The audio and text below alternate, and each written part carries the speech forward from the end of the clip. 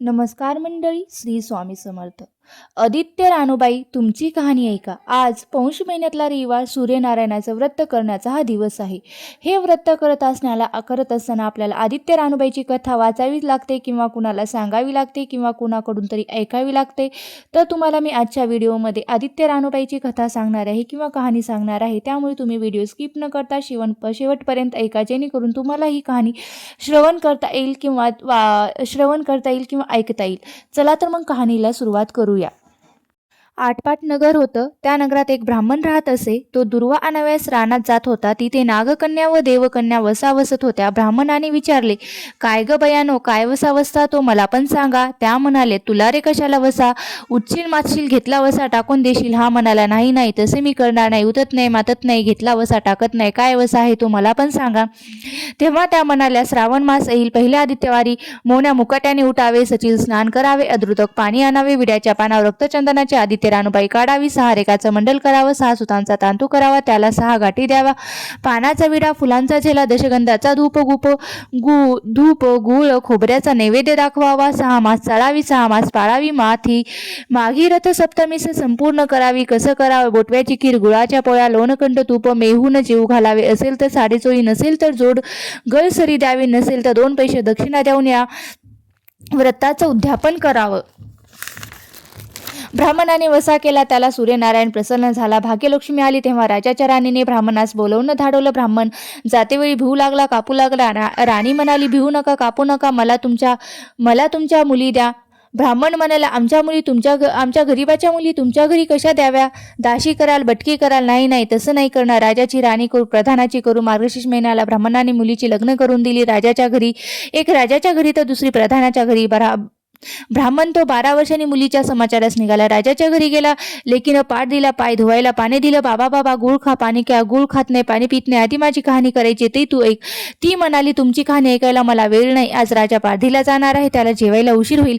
ते ऐकून त्याच्या मनात राग आला. तो तेथून निघाला. तो प्रधानाच्या घरी गेला. तिनेही ते बसायला पाठ दिला, पाय धुवायला पाणी दिले. बाबा गुळ खा, पाणी प्या, गुळ खात नाही, पाणी पित नाही, आधी माझी कहाणी ऐक. ती मी आधी कहाणी करायची ते तू ऐक. तुमची कहाणी ऐकू नको तर कोणाची ऐकू. घरात गेली, उतरंडीची 6 मोती आणली, 3 आपण घेतली, 3 बापाच्या हातात दिली. त्याने मनोभावी कहाणी सांगली आणि तिने चित्त भावे ती कहाणी ऐकली. नंतर जेवून बाप आपल्या घरी आला. बायकोने विचारले, मुलीचा समाचार कसा आहे हो. त्याने उत्तर दिले, जिने कहाणी ऐकली ती दारिद्र्याने पिल्ली, जिने कहाणी ऐकली नाही ती दारिद्र्याने पिल्ली आहे आणि दुःखाने गांजली आहे. राजा मुलकावर निघून गेला आहे आणि जिने कहाणी ऐकली ती भाग्याने नांदत आहे. इकडे जी दरिद्री झाली होती किंवा जिला दारिद्र्याने पिळली होती, तिने सांगितले की आपल्या मुलाला तू मावशी ही घनघोर आनंदात आहे, तिकडे जाऊन काही घेऊन दिले तर घेऊन ये. पहिल्या आदित्यवारी पहिला मुलगा गेला, त्याच्या पाळी उभा राहिला. अगं दाशीनो, तुम्ही दाशी कोणाच्या.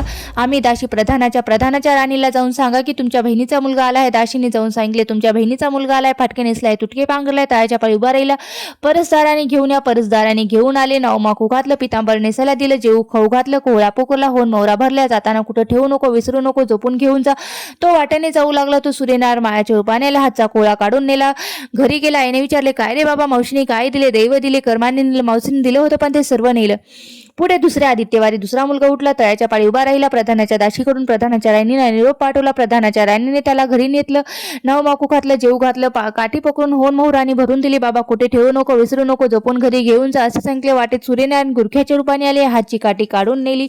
घरी गेला. झालेली गोष्ट आई सांगितले. दैव दिले पण कर्माने नेले ग. पुढे तिसऱ्या आदित्यवारी तिसरा मुलगा गेला. पहिल्यासारखेच त्याला नवमाखू घातलं. नारळ पोकरून होन मोहरानी भरून दिलं. जाताना विहिरीच्या काठी नारळ ठेवून तो पाणी प्याव्यास विहिरीत उतरला. तोच नारळ गडगडून विहिरीत पडला. मुलगा घरी गेला. आई ग, मावशीनं दिलं पण दैवाने ते सर्व बुडवले. चौथ्या आदित्यवारी चौथा मुलगा गेला. पण त्यालाही पहिल्यासारखं नवमाखू घातलं, जेऊ घातलं, दह्याची शिदुरी होन मोहरा घालून बरोबर दिली. सूर्यनारायण घारीच्या रूपाने आला आणि हातची शिदुरी काढून नेला. तो घरी गेला आणि विचारले, मावशीनं काय दिलं ग. अगं, मावशीनं दिलं पण देवाने ते सर्व घेऊन गेलं. 5वी आदित्यवारी उठली. तळ्याच्या पाळी उभी राहिली. दाशीने तिचा निरोप तिच्या बहिणीला सांगितला. बहिणीने तिला परसदाराने घरी आणलं. नवमाकू घातलं, पेटेने नेसायला दिली. प्रधानाची राणी आदित्यवारी गुरुवारची कहाणी करायली. काय वसा करतेस ते मला पण सांगाल. बहीण म्हणाली, अगं ग पापिनी चांडाळी, तुला पापाची कहाणी ऐकायला वेळ नव्हता म्हणून तर तुला दारिद्र्याला. राजाच्या राणी विचारले, याला उपाय काय करू. तेव्हा तिने 20 वसा सांगितलं. ती बहिणीच्या घरी गेली, बहिणीच्या घरी राहिली. श्रावण मास आला. बहिणीने सांगितल्याप्रमाणे तिने सूर्यनारायणाची पूजा केली. इकडे राजाला भाग्य आले. राजानं बोलू धाडलं, मावशी मावशी तुला छत्र आलं, चामर आलं, पाईक आले, परस आले, अरे अरे पापिनीला मला कुठले वेबो, बाहेर जाऊन पाहती तर काय बोलावू, राजाचं बोलावू आलं. तशी ती घरी जायला निघाली. एकमेकींना बहिणींनी आहेर केला, वाटेने जाऊ लागले. तो पहिला मुक्कामात स्वयंपाक केला. राजाला वाढले, स्वयंपाक पान काढून घेतलं तेव्हा बहिणीची आठवण झाली. करा रे हा रे, डांगोरे पिटारे, नकरात कोणी उपाशी आहे का यांचा शोध करा रे. उपाशी नाही तापाशी नाही, एक वाटेने मोळे विक्या जात आहे. त्याला म्हणाली आमच्या बाईची कहाणी ऐकायला ये. हो ठीक आहे येतो म्हणाला. आमच्या बाईची कहाणी ऐकायला तो राणीकडे आला. तशी तिने 6 मोती घेऊन आली. 3 त्याला दिली, 3 आपल्या हातात ठेवली. त्या लाकडांची मोळी होती ती सोन्याची झाली. तो म्हणाला, बाई बाई कहाणी ऐकल्याचे एवढे फळ, तर मग वसा घेतल्याचे काय फळ, काय वसा आहे तो मला पण सांगा. तुला रे वसा कशाला हवा, उचशील मातशील, घेतला वसा टाकून देशील, उतत नाही मातत नाही, घेतला वसा टाकत नाही. तेव्हा राणीने त्याला वसा सांगितला. दुसऱ्या दिवशी दुसऱ्या मुक्कामास केली, स्वयंपाक केला. राजाला वाढले, आपले पान वाढून घेतले. तेव्हा कहाणीची आठवण झाली. नगरात कोणी उपाशी नाही याचा शोध करा, उपाशी नाही तापाशी नाही.